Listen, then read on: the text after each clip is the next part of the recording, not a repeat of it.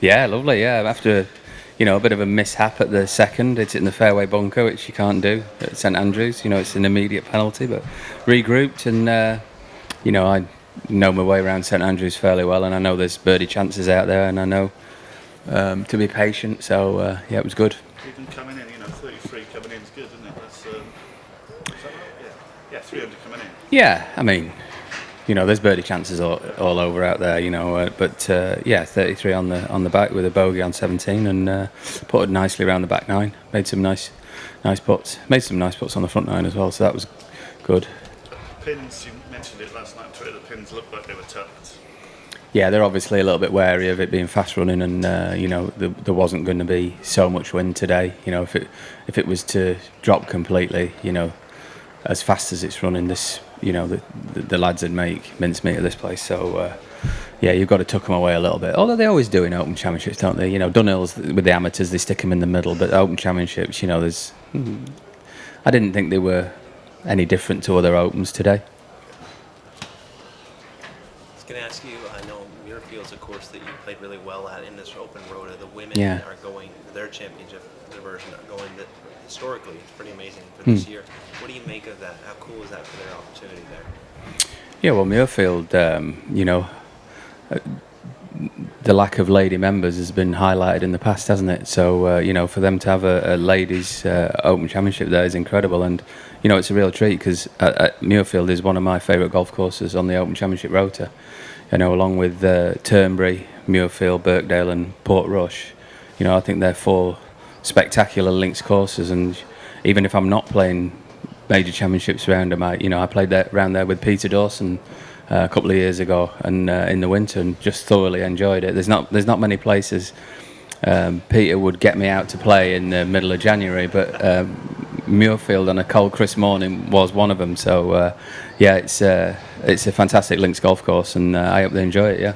Knowing the challenges and nuances of that course, what would be your advice to the LPGA and LET players who take that on here in a couple of weeks?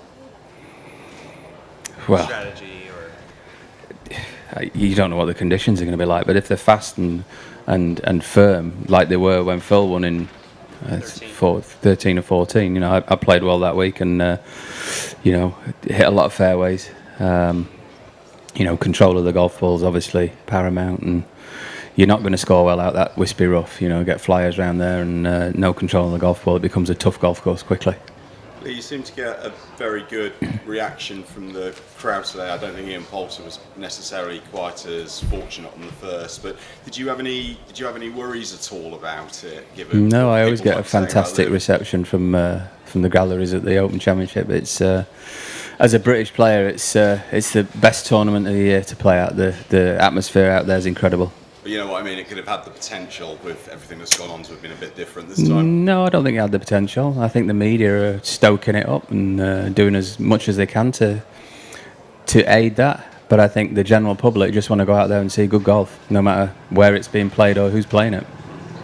Yeah, it's not really a media thing, is it? I mean, well, it is. It's not a complete construct. It's golf is. We can stand here and argue all day, but it is. I've spoken to a lot of people that were there last week, and there's no animosity between players. Yet there's stories being written that there are. So yeah, you're creating issues where there aren't. So if you want to do it that way, fine. It's not me personally. I've not. Somebody's doing it. No, but okay. Did it frustrate you or affect your preparations in any way for this week? No, my preparations were great. I played a bit of links golf last week at Seaton Crew, which was great. It's a fantastic links golf course, and they're kind enough to let me go and play there. And no, I'm hitting the ball well. I played well at Adair Manor in the JP Pro Am.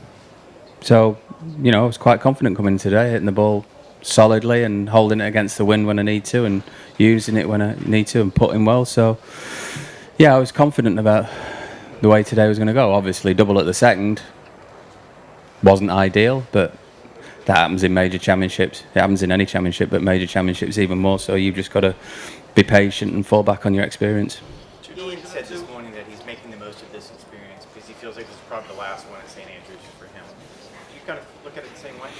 I try and make the most of every experience I have. Every major championship I play in, you never know what's around the corner.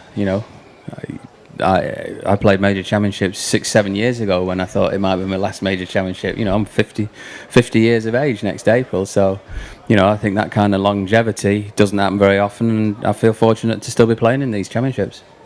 If you or another LIV member were to win this week, what kind of things that would do to the game? Is it best way to shut up the critics, or like, obviously the RNA wouldn't be happy if a LIV member was to win?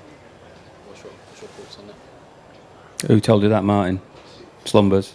Did he tell you that the RNA wouldn't be happy? I mean, Would he? Did he? Considering. Did he say that? No, he didn't. Okay, well you've just made that up then. All right.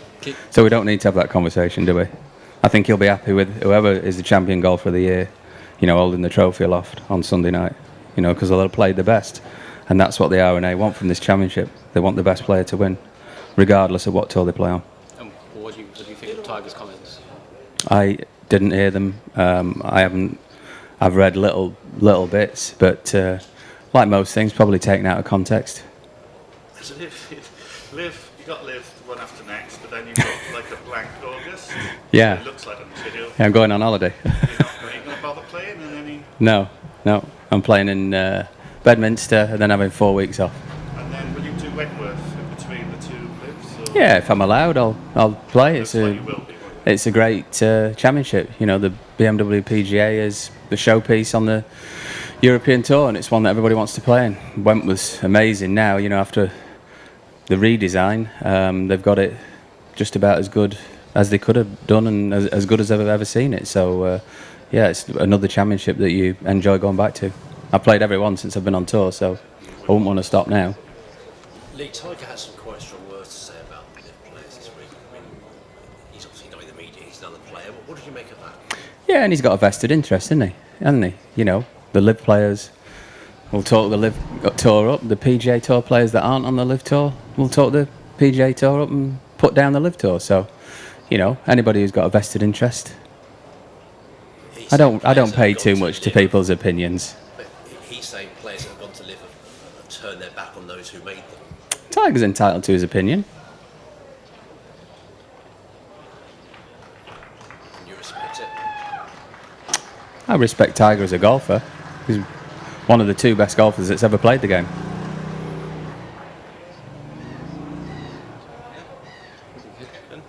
Thanks. Cheers, thank you.